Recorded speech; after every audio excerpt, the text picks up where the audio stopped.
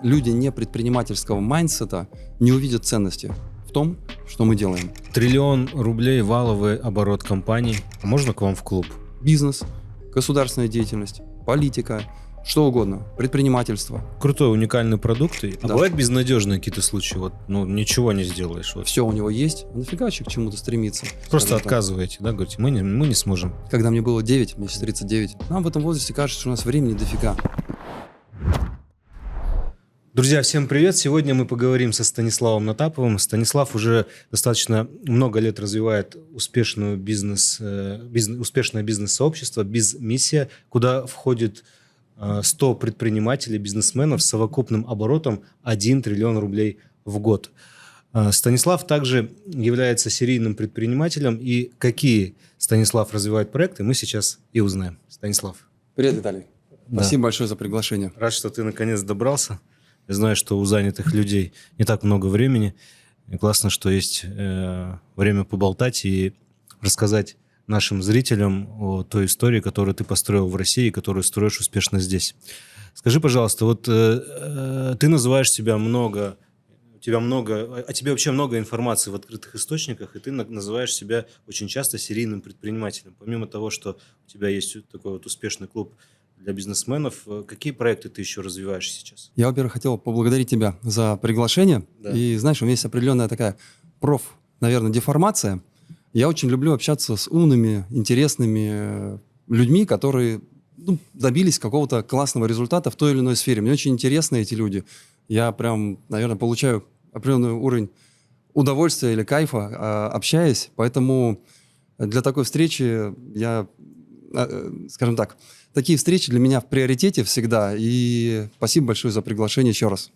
По поводу серийного предпринимательства, как ты уже сказал, да, у меня есть бизнес-клуб, у меня есть другой проект, который связан в значительной степени с клубом. Я, наверное, сегодня подробнее о нем расскажу. Это программа развития детей от 14 до 30 лет. У меня есть бизнес... Детей до 30. Слушай, мы для своих родителей тоже детьми будем, сколько бы нам ни было. И это, наверное, нормально. Я их называю джуниоры.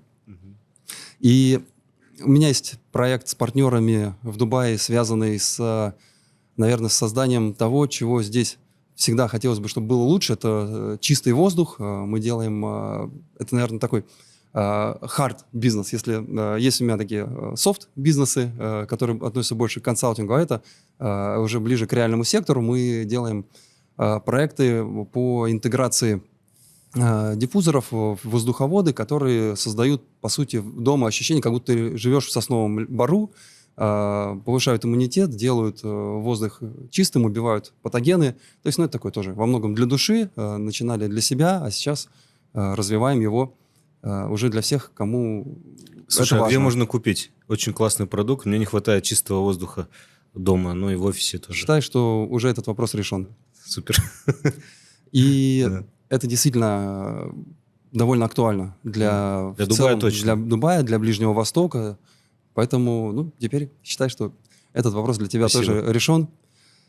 И еще один проект, который родился внутри нашей компетенции, внутри моей команды. То есть мы изначально для себя создавали IT-платформу, которая позволяла бы более эффективно строить персональный трек развития членов клуба, джуниоров. Довели многие вопросы до автоматизма, а сейчас выводим это в отдельную небольшую пока IT-компанию. Делаем патент, потому что мы научились строить персональный трек развития человека, бизнеса, джуниора.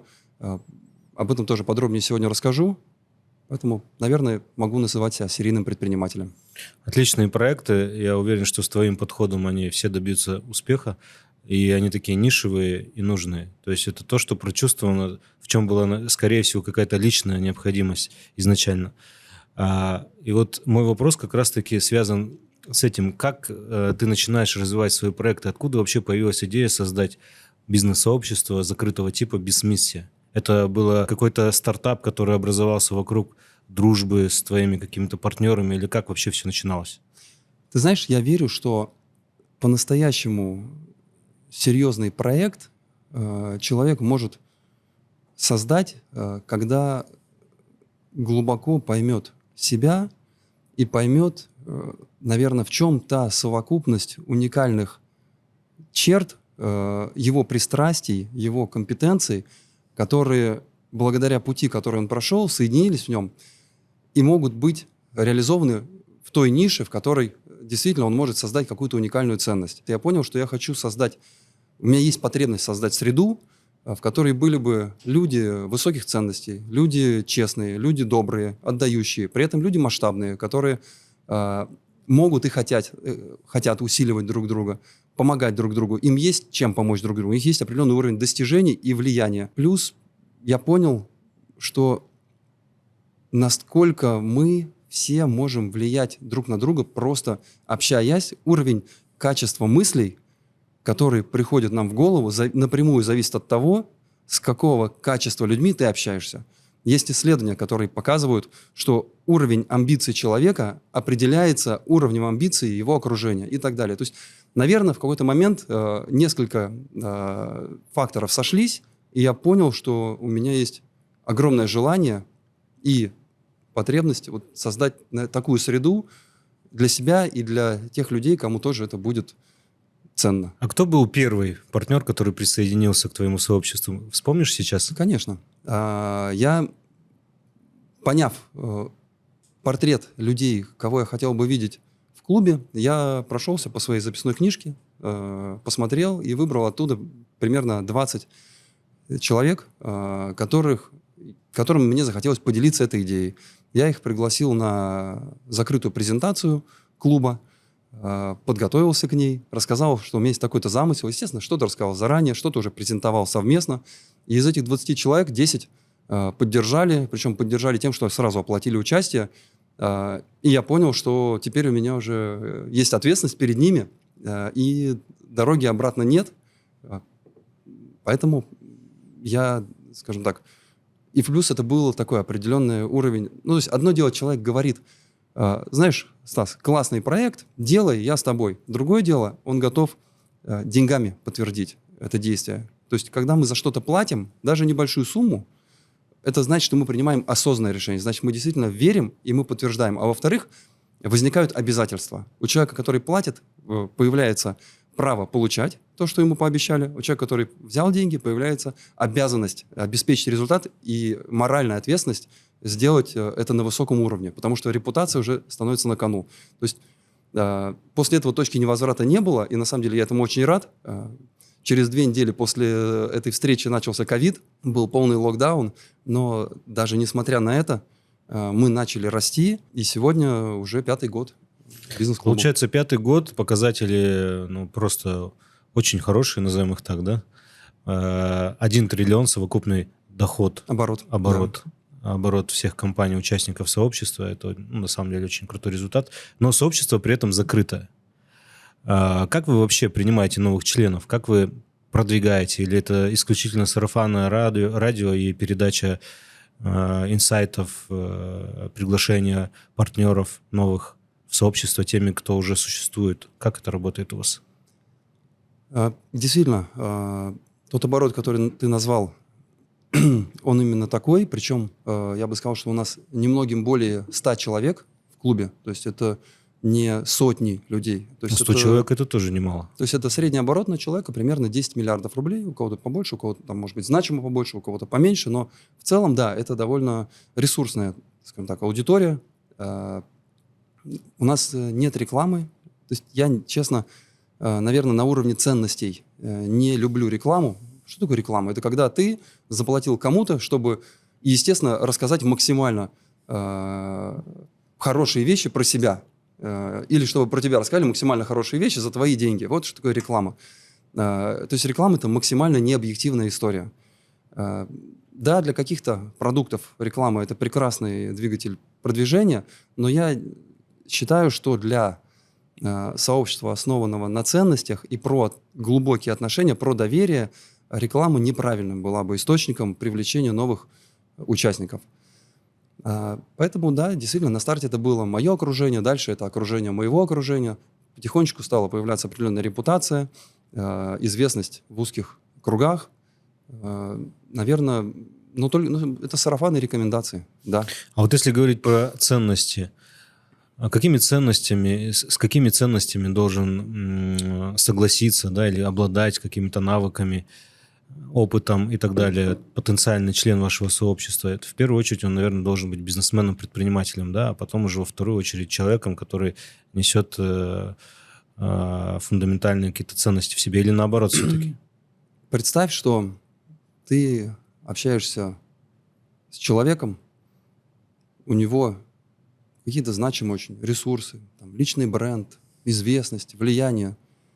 Но человек, что значит, не соответствует тем или иным ценностям? Ну, например, он непорядочный, он может обмануть, он не дорожит данным обещанием, словом. Как можно с таким человеком дальше иметь дело? То есть и наоборот. Человек, ты видишь или знаешь про него, потому что у нас, в основном рекомендации. Так или иначе, у меня есть некая картинка по человеку, уже представление до того, как я с ним познакомлюсь впервые. Довольно редко получается, что я познакомился с человеком случайно, и мне нужно впервые самому сформировать свое мнение о нем. Такое бывает, но, как правило, опять же, имея значимый нетворк и в том уровне людей, с кем я обычно общаюсь, довольно легко найти общих знакомых и спросить. Поэтому первый фильтр действительно это ценности. Если я понимаю там, со слов людей, кому я доверяю, или в целом тот уровень определенной насмотренности, жизненного опыта, он позволяет увидеть по словам, по действиям, по примерам, по тому, что человек говорит, по его ожиданиям, что это человек отдающий. Ну, то есть люди, которые говорят: слушай, я хочу к вам в клуб, я знаю, у вас такие там интересные люди, но мне надо прям отбить членский взнос, я четко понимаю, как бы я вот... И я правильно понимаю, что мне будут помогать решать мои там задачи, да? Я говорю: нет, вообще никто тебе ничего не должен, и неправильно. А другое дело, например, ты общаешься с человеком, который говорит: слушай, у меня все хорошо, да, будет там еще один проект плюс-минус с кем-то совместно, я порадуюсь, не будет, и так прекрасно. То есть, но я понимаю, что качество среды, качество людей, я хочу, чтобы вокруг меня были порядочные, интересные люди, у которых я могу чему-то научить, которые меня могут чему-то научить.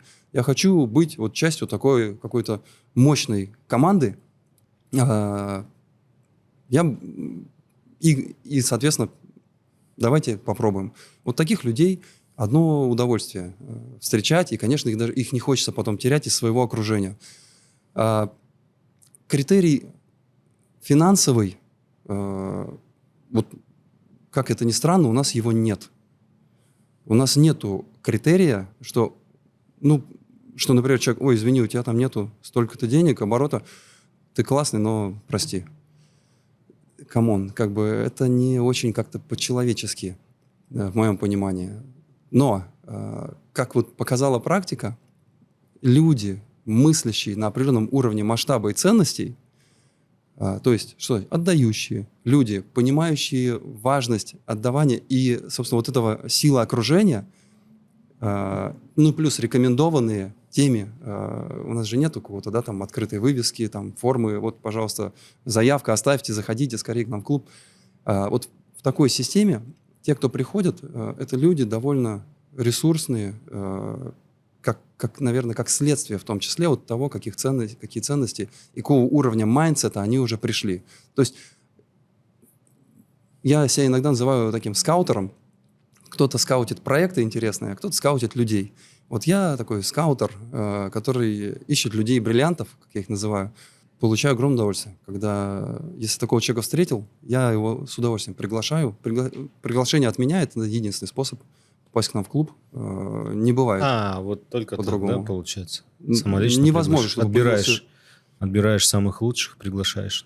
Близких по ценностям. Да, у нас, конечно, нет условно там молодых стартаперов, условно там 20-летних, просто потому что у них другой немножко взгляд, им нужно быстро, им нужно срочно, и у нас вообще нету людей, скажем так, вот если человек, им движет желание срочно продавать, монетизировать членство в клубе, если это является целью, то он не получает приглашения. И это довольно легко увидеть.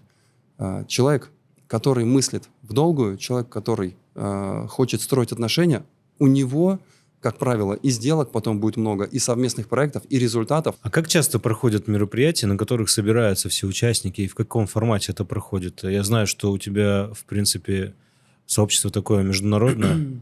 Я помню, ты показывал мне приложение еще года 2 назад, наверное, да? Ты разрабатывал, и там было много-много флагов разных стран.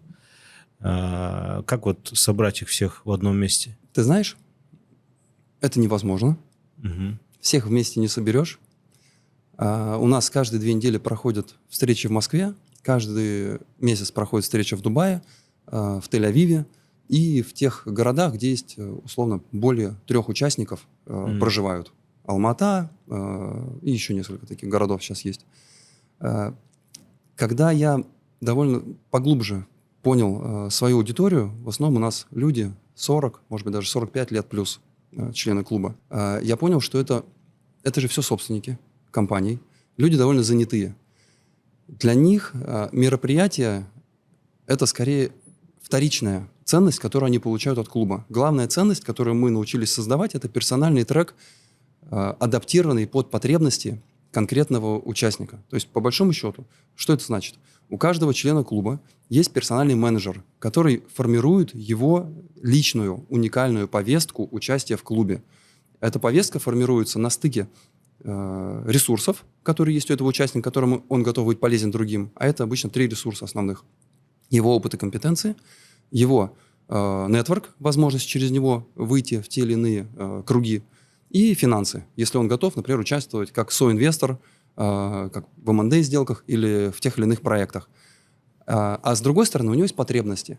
И эти потребности меняются регулярно. То есть это более динамическая база в нашем случае. Например, сегодня ему необходим опыт открытия компании в Омане, например, в такой-то сфере. А завтра ему нужно там построить завод, ему нужна экспертиза, ему нужен кто-то, кто имеет понимание, как в целом строятся отношения в регионе, нужна помощь, возможно, в софинансировании проектов и так далее.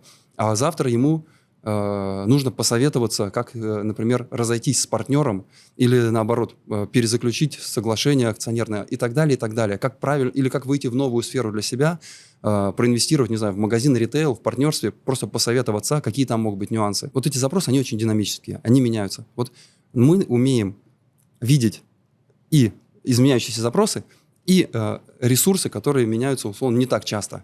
И дальше, соединяя одно с другим, то есть есть департамент вот этого персонального трека у нас, который соединяет потребности с ресурсами. Это, значит, это наша гипотеза о том, что вот этот ресурс, например, связи вот этого человека или его финансовые возможности могут помочь решить задачу, которая есть у этого участника.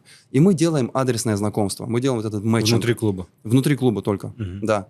Потому что, скажем так, все уже в определенном формате, все прошли вот этот фильтр на входе. Что есть фильтр на входе? Это значит, человек внутри имеет автоматически мою рекомендацию.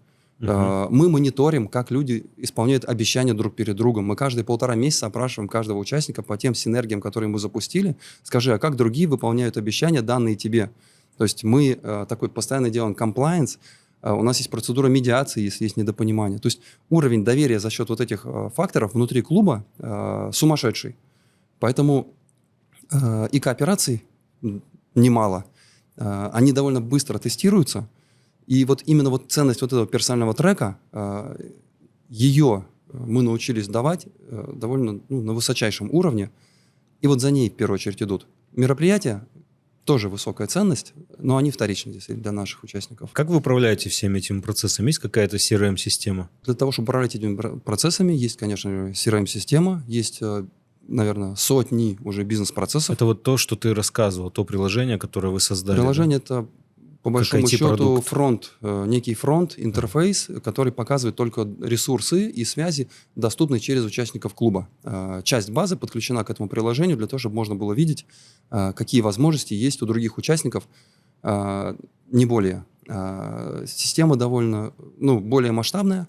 Она заключается в том, что, да, есть система учета постоянных вот этих ресурсов, то есть более статичных данных. Есть система учета динамических данных в виде потребностей. Есть бизнес-процессы, по которым взаимодействуют и отрабатывают запросы команда. Есть команда, 15 человек сейчас у меня, которая в штате, которая работает и сопровождает участников. Да, у них разные роли. Кто-то фронт, кто-то бэк и так далее. Есть развиваемые постоянно, то, что я вначале сказал, это IT-решение, которое позволяет нам учитывать, находить синергии и строить гипотезы персонального трека. То есть это такая совокупность прямо, я бы сказал, инструментов. Вот получается, вот эта система управления процессами, она построена лично тобою, ты ее заложил в фундамент и постепенно ее развил до того совершенства, которое она сейчас имеет, да, в представлении. И ее использует, получается, твоя внутренняя команда и используют в том числе члены сообщества, да, которые заходят туда. Или как это работает? Ты знаешь... Мне просто интересно, вот именно по структуре, по процессам. Потому как 100 человек – это уже достаточно большая команда такая, да, и чтобы она эффективно взаимодействовала друг с другом, вернее, да, и с представителями твоей внутренней команды, это нужно прям отстроить. Да, я человек довольно системный. Скажем так, тут тоже, наверное, во-первых, опыт прошлой работы. Я 14 лет работал в корпорациях. То есть это тоже был кирпичик, который позволил, на фундаменте которого и тот фактор, который сложился в момент создания сообщества, что да, у меня уже был определенный опыт работы в больших системах. Я в свое время, когда работал в правительстве Москвы 2 года, я руководил дочкой департамента транспорта Москвы. Была довольно мощная школа на тот момент компании McKinsey, которые 2 года помогали нам строить стратегию развития транспортной системы Москвы, готовили нас. Я был одним из руководителей, отвечал за ряд направлений.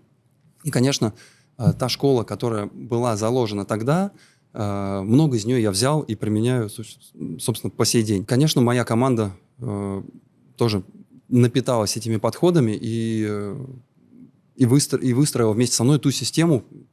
Я показывал, на самом деле, ее даже довольно руководителям крупных банков. Они, когда ее увидели, сказали: слушайте, нам даже мы могли бы что-то взять у вас на вооружение. У нас довольно эффективно и системно все отстроено. Я знаю, что ты пишешь книгу. Мы даже с тобой разговаривали, да, на этот счет. И можешь так немножко приоткрыть занавесу? О чем будет книга? Рабочее название пока «Социальный капитал для развития себя и детей». Я довольно глубоко исследую то, как социальный капитал влияет на нас. Начиная с трудов советского ученого Щедровицкого, который доказал... Прям подошел так, да, фундаментально? Да, который доказал, что мышление не является продуктом, создаваемым в одиночку, а мышление рождается в диалоге. Представляешь, это же мощнейшее понимание, что, оказывается, наше мышление – это продукт взаимодействия с другими людьми. А это значит, что мышление, которое формируется у нас в голове, мысли, зависят от того, с кем в диалог мы вступаем. Мышление определяет наши привычки, наши действия. Наши действия определяют нашу жизнь. То есть социальный капитал, получается, влияет на наши мысли. Получается, социальный капитал, наше окружение определяет то, что мы имеем в жизни. Это очень, вот так вот, если по полочкам разложить, становится очевидным.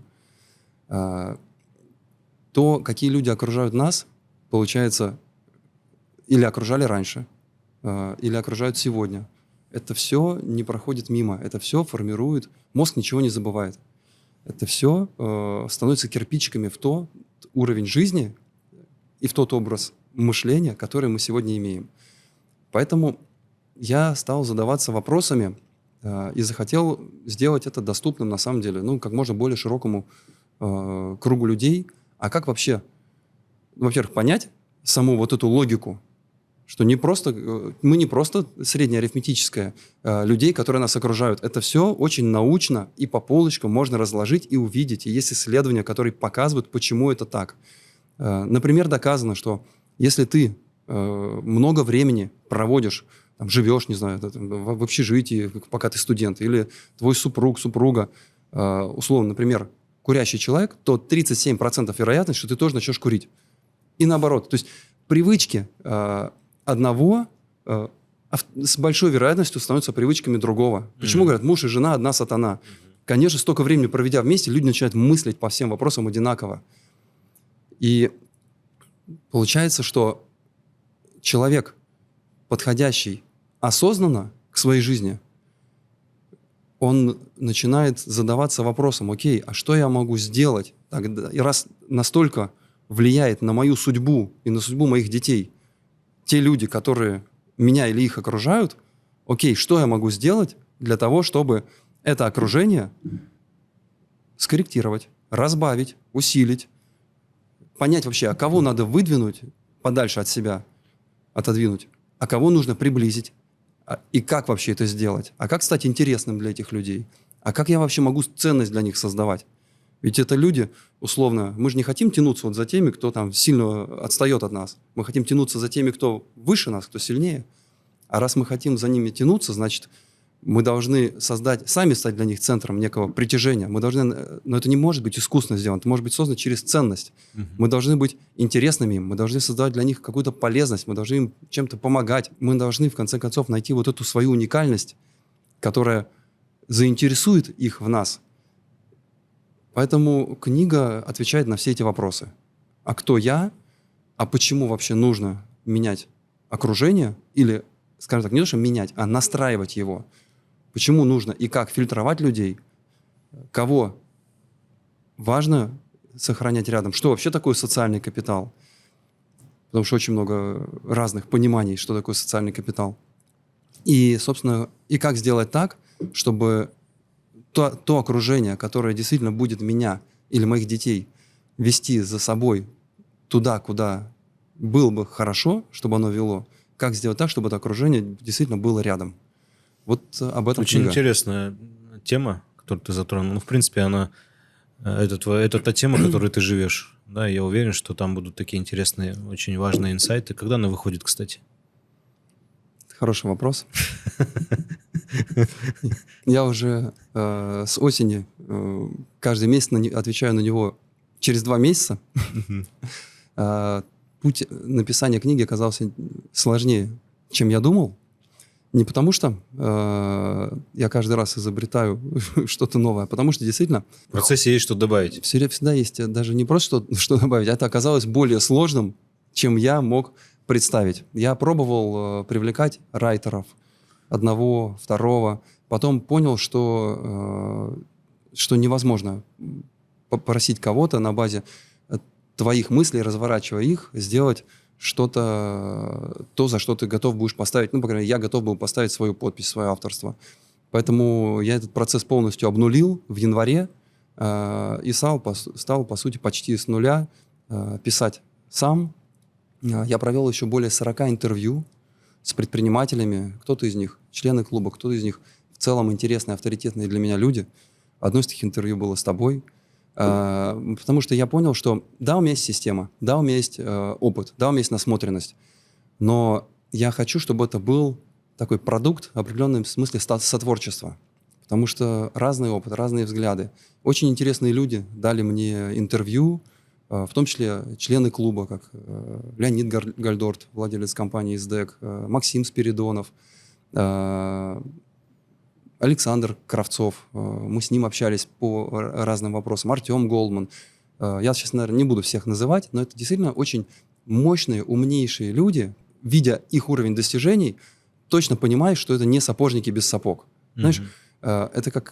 Ты не будешь доверять доктору, который сам еле дышит, а он тебе начинает учить, как быть здоровым.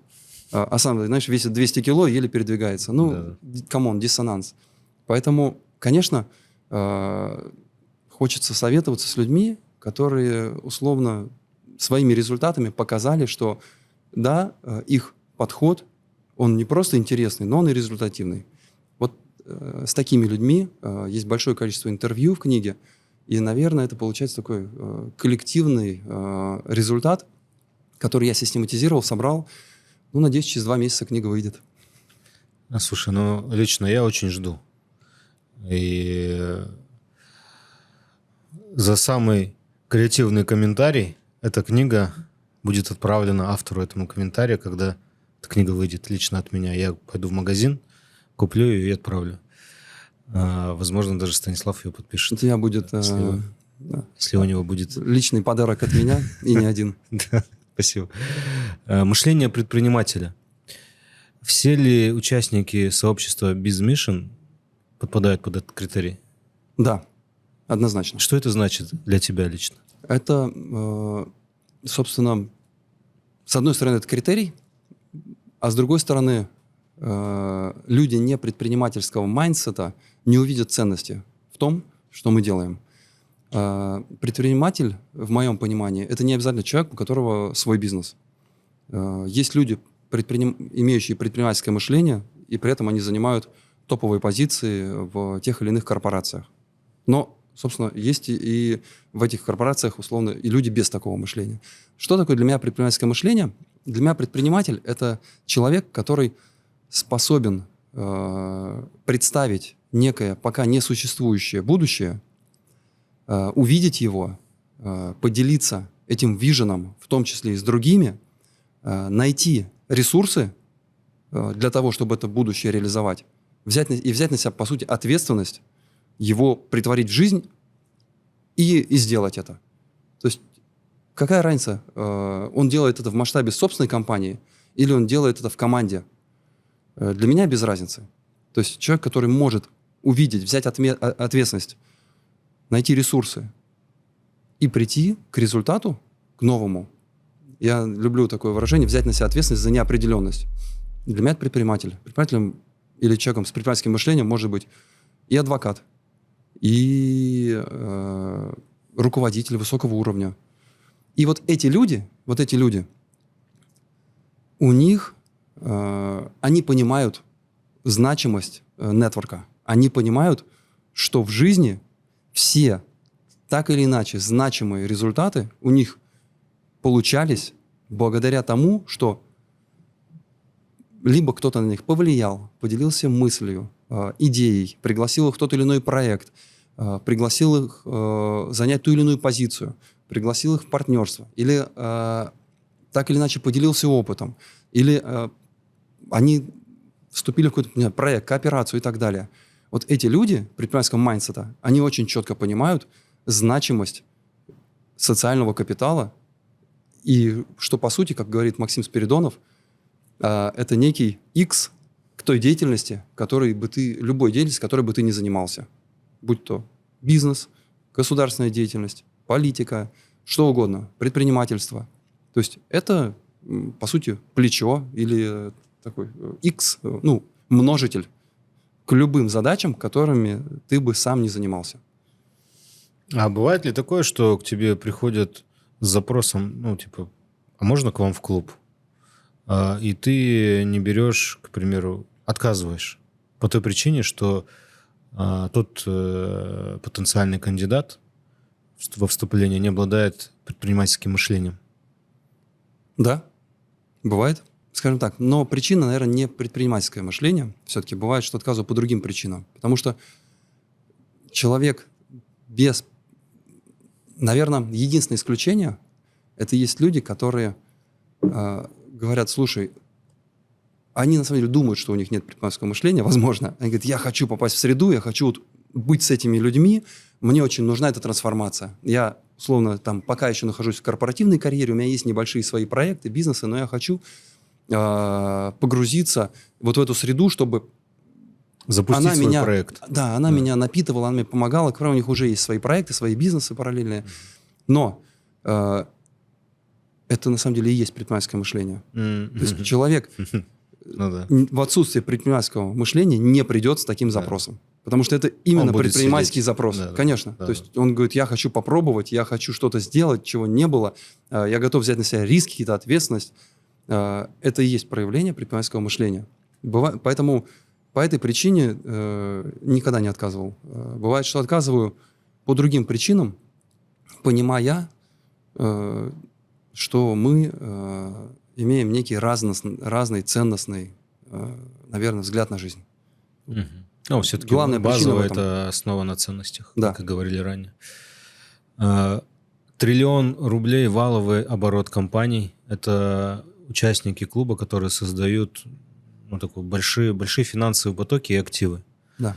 У всех, я много тоже встречаюсь с такими бизнесменами, инвесторами. У многих из них большой вопрос. А что с этими активами будет после того, как я отойду от дел по тем или иным причинам. Да, вот у меня есть там сын, дочка, племянник, еще кто-то. Я знаю, что вот на этой потребности ты создал продукт, который называется Junior. Да, ты уже говорил сегодня про него. Расскажи о нем поподробнее, пожалуйста, как это работает и вообще откуда появилась эта идея? Этот проект, наверное, такой, родился прямо из глубины души.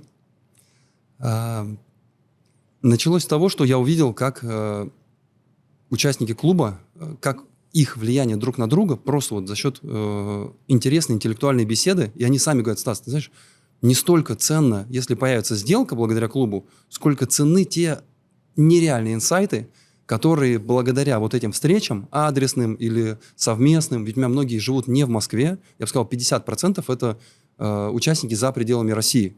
Русскоязычные, но они за пределами России. И вот эти адресные встречи, когда мы в такой неформальной обстановке, по вашей рекомендации, постоянно знакомимся с новыми людьми, и те инсайты, которые появляются благодаря общению, вот эти мысли новые, вот это бесценно. Вот это тот личный рост, который потом окупается кратно, потому что я начал понимать то, что я не понимал. Вот когда я стал получать много такой обратной связи, в какой-то момент родилась гипотеза, что, если люди взрослые настолько высоко оценивают вот это влияние общения с людьми такого масштаба и влияние на них, то попробовать надо сделать трек для джуниоров. Это была гипотеза сначала. И надо сказать, что она принесла какие-то фантастические результаты. То есть Десяточку. это прям неожиданно было для меня. То есть мы попробовали. Как попробовали? Причем, попробовали полноценно. Рассказали нескольким участникам, они оплатили. То есть, опять же, мы, взяли на себя ответственность. То это не так, что давай попробуем. Нет, осознанный вход с их стороны, ответственность с нашей стороны. И мы стали делать встречи вот этим ребятам, джуниорам, 1 на 1 с собственниками крупных и средних бизнесов. Для того, чтобы они могли задать вообще любые вопросы о жизни, послушать из первых уст о том, как эти люди пришли вообще к созданию своего бизнеса. В зависимости от возраста, естественно, вопросы разные. У нас где-то с 14 до 18 лет в основном интересует вопрос, что вообще в жизни бывает, и какие сферы экономики, бизнеса вообще бывают, или деятельности. И как вы думаете, где я могу лучше реализовать свой потенциал? И тут мы помогаем стажировками, тут мы помогаем возможностью посещения компаний. И в целом насмотренность очень сильно вырастает, и ребенок вообще понимает, что мир, он не только, оказывается, состоит из вида деятельности, которым папа занимается и которым мама, и еще там пару друзей. Оказывается, их вот столько. И, конечно, картина мира сильно расширяется. Дальше примерно 25 лет, 23, это период, где запрос основной – это: окей, я получаю образование сейчас, а как мне конвертироваться вообще в жизнь? Как мне, в общем, мощный старт? Как я могу получить мощный старт? Как мне сразу стартануть с компании или с окружения, где я начну напитываться ценным опытом, где я буду не болтаться внизу годами, и потом вдруг пойму, что я, оказывается, несколько лет уже профукал, а где я сразу буду иметь какого-то куратора или несколько кураторов, которые мне подскажут: так, смотри, сейчас ты прокачиваешься вот здесь, и мы помогаем тебе, например, понимать, что нужно сейчас вот этот навык, потом вот этот. Дальше не засиживаешься здесь, идешь, получаешь вот этот опыт, например, не знаю, сертификат такой-то компании получаешь, и дальше переходишь вот так вот, или тут попробуй в стартапе себя, вот на тебе заодно контакты. То есть мощный старт, чтобы не терять время, чтобы сразу после института или во время института получить хороший, такую среду, где ты будешь напитываться опытом. То есть это не только рекомендации и насмотренность, это еще и такие практические действия, организация контактов, встреч и просто такое курирование и менторство, да, полноценное? Это максимально практически ориентированная история. То есть в чем отличие от условного MBA? Потому что там в основном профессора, это редко собственники компании, потому что у них на это не было бы времени. Поэтому это все-таки люди, выходцы из университетов. И приглашенные спикеры. А тут вот и приглашенные спикеры обычно как раз это предприниматели. А тут вот эти предприниматели, которые прямо практики, они 1 на 1 встречаются, включаются в повестку, в волнующие вопросы конкретного джуниора и помогают ему их разобрать. Знаешь, я в книге пишу о том, что уровень вообще успеха человека в жизни, это из интервью с одним из участников, с Никитой Андросовым. Как раз мы вот пришли с ним к диалогу вот о том, что уровень успеха человека в той или иной сфере зависит от уровня людей, с кем он может советоваться.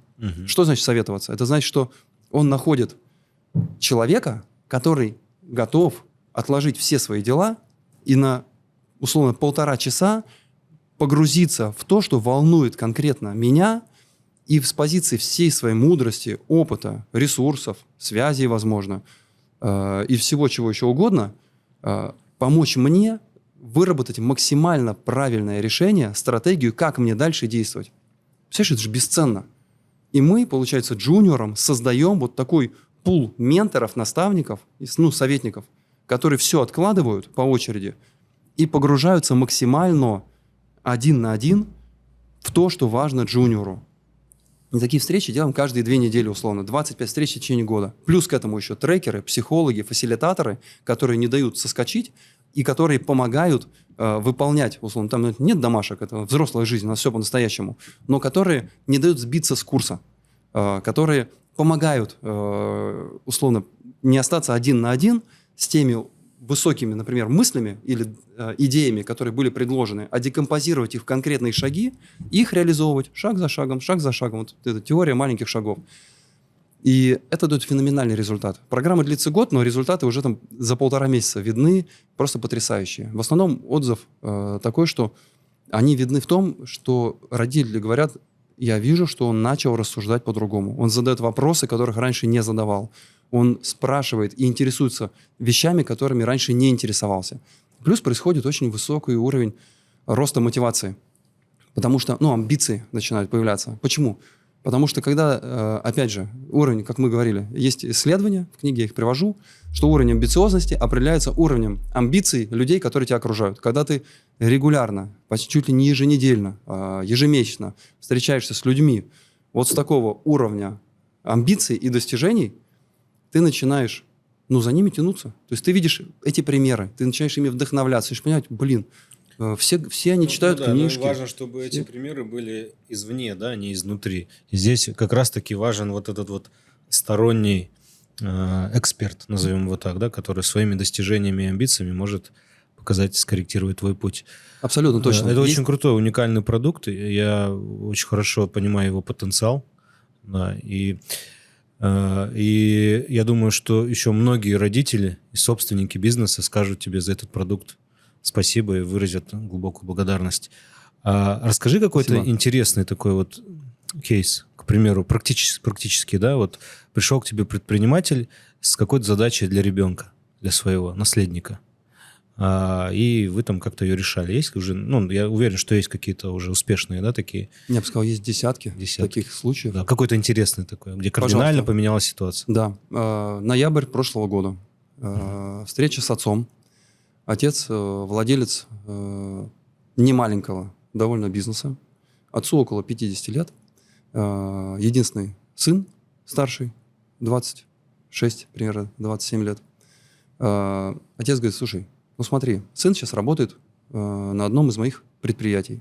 Предприятие очень растет активно. У сына максимально релевантное образование. То есть он мог бы через несколько лет и стать техническим директором, и возглавить компанию. Для этого есть все. У него есть и образование, и возраст, и понимание сферы, и ниша растет. Говорит, а он при этом, сын, говорит, максимально не хочет и не видит себя в этой деятельности. Мы с ним много лет уже, говорит, на эту тему говорим, но диалога нет. То есть такое происходит потихонечку, как мне даже кажется, взаимное разочарование друг в друге. И он говорит, я мало верю, что что-то получится, поменяется, но я бы очень хотел попробовать. Я говорю, дай нам пару месяцев, попробуем. Говорю, честно говорю, да. А я еще пообщался с сыном, и у сына запрос звучит следующим образом. Я мечтаю иметь свой проект личный, вообще не связанный с деятельностью семьи. И мне достаточно будет даже небольших денег, чтобы я сам там зарабатывал, но я хочу полностью быть сам. Я говорю отцу, говорю, слушай, ну, как бы, ну, вот такая-то ситуация. Запрос на самостоятельность. Я говорю, да, и все-таки, ну, давай определимся, что важнее, счастье. Если мы вдруг поймем, что он действительно не видит себя в компании семьи, говорю, ну, счастье же ребенка важнее, чем твое желание. Давай, ну, будем честны. Он говорит, конечно, говорит, я прежде всего отец, чем владелец компании, поэтому счастье важнее. Но, говорит, у меня есть стойкое ощущение, что давай хотя бы надо попробовать, что потенциал есть, и через 5 лет он все это поймет, но мы потеряем 5 лет. Я говорю, услышал, пробуем. Забегая немножко вперед, сразу скажу, через месяц и неделю он сам пришел к отцу, сказал, папа, я подумал, у нас тут там был проект цеха, который мы все никак не запускали при компании. Давай сделаем этот цех в пополаме, с тебя деньги, инвестиции, с меня управление, я на этом цехе буду учиться управлять, а также это будет моя такая самостоятельная история, где я буду экспериментировать, ошибаться. Этот цех будет оказывать услуги как нашему, как твоему бизнесу, так и внешним компаниям. Года 1,5-2 я так поработаю, а потом будем параллельно с тобой меня готовить на технического директора и руководителя. Хорошо? Отец звонит. Говорит, я ничего не понял. Говорит, что произошло? Но это, наверное, самые... Говорите, что делать дальше. Самые долгожданные слова, от которых хотел он услышать, да, от своего сына. А там, конечно, были страхи у сына. Там было, как выяснилось потом. То есть это же проект, такое сопровождение, полностью уникальный путь. У кого-то он идет быстро, а у кого-то мы натыкаемся на какие-то такие вот барьеры внутренние. Там человек, например, не понимал, как он может вообще начать управлять командой его коллег, как он может над ними подняться. Или было вообще предположение, что люди богатые и успешные, они, условно, скорее всего, там, нехорошие люди.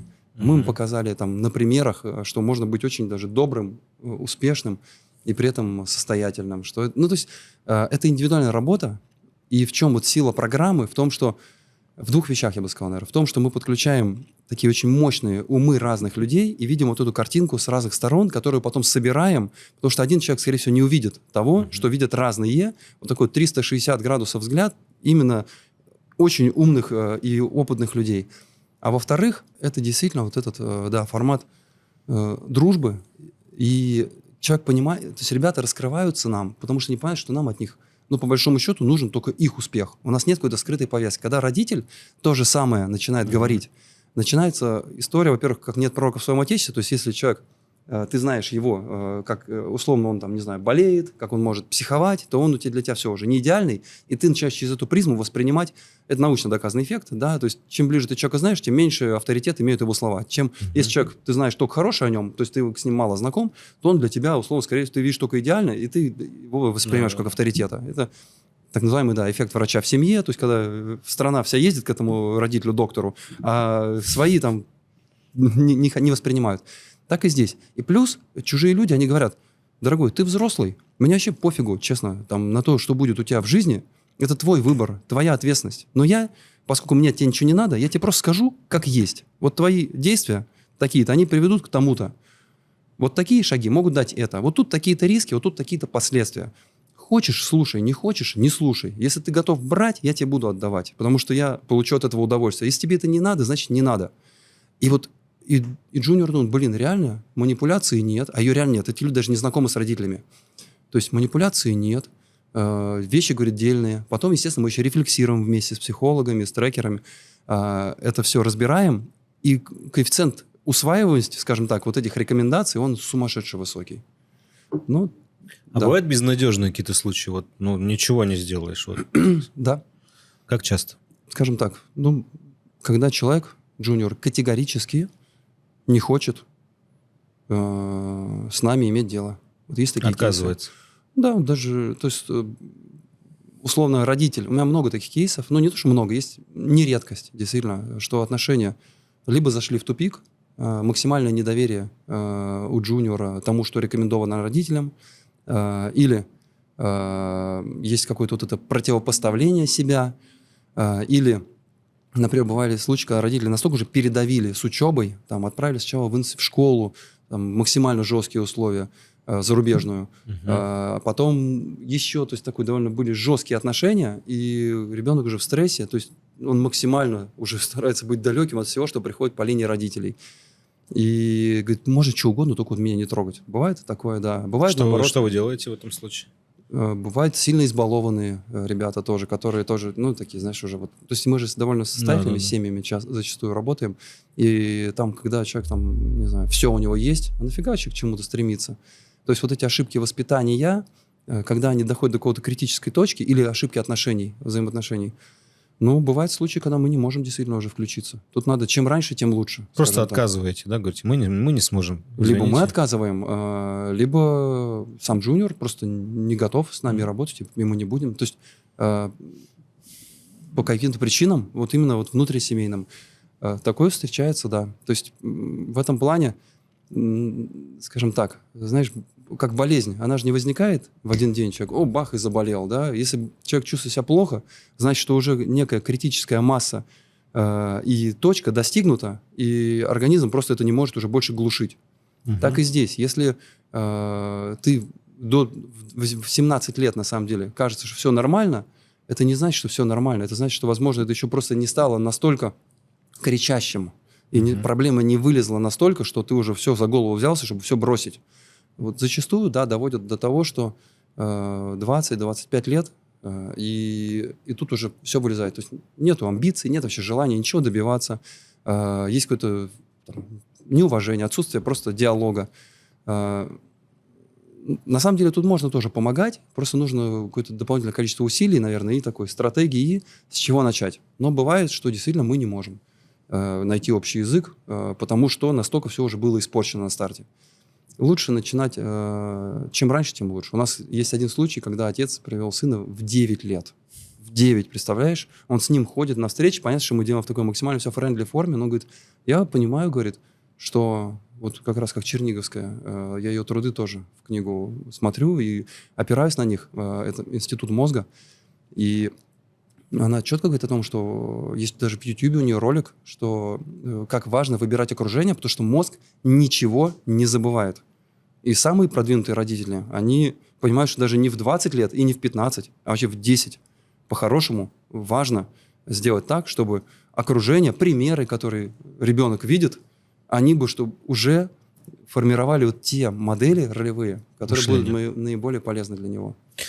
Слушай, ну ты очень глубоко погрузился, да, вот в эту тему, получается, тему взаимодействия состоявшихся личностей с несостоявшимися, включая детей, наследников. Вот, а так, если вглубь себя копнуть, 30 лет назад ты ребенок, вот что бы ты себе пожелал и порекомендовал? Когда мне было 9, мне сейчас 39. Когда тебе было 9, это как раз как тому, который пришел с отцом навстречу. Ты знаешь, я бы, наверное, в то время рекомендовал не себе, а родителям. Потому что на то мы и дети, что мы еще мало чего понимаем. И ценность, и вообще и влияние на нас окружения мы поймем спустя какое-то количество жизненных уроков. Нам в этом возрасте кажется, что у нас времени дофига. С одной стороны, вроде бы оно так и есть, но когда ты условно знаешь, есть такой фильм «Интерстеллар», там, когда они оказались на другой планете, где за 1 час на той планете на Земле проходило 7 лет. Вот иногда кажется, что у тебя времени очень много, но когда ты все это время делаешь какую-то ерунду или не то эти 7 лет протекают действительно как очень быстро, делая не то. Понять это в возрасте 10-15 лет, 10 точно, я думаю, невозможно. Лет в 15 понимают не все, это надо, чтобы тебе кто-то объяснил. Чем старше становимся, начинаем это понимать лучше.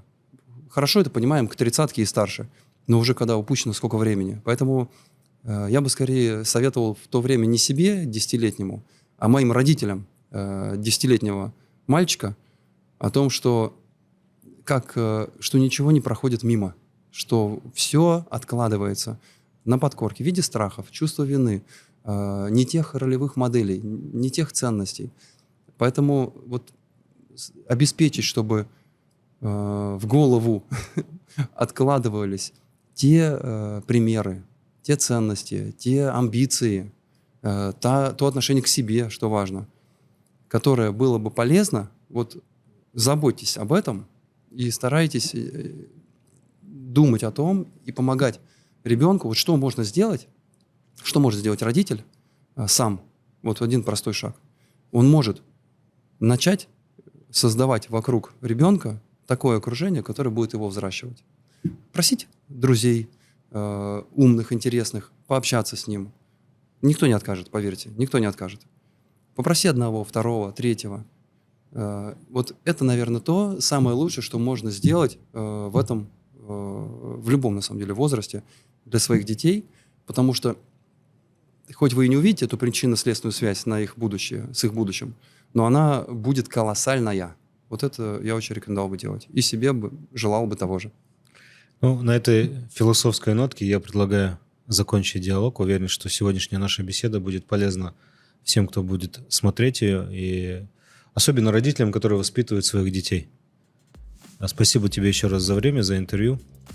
Спасибо, Виталий, за приглашение. И спасибо всем, да, за время, которое вы уделили просмотру этого видео. Благодарю.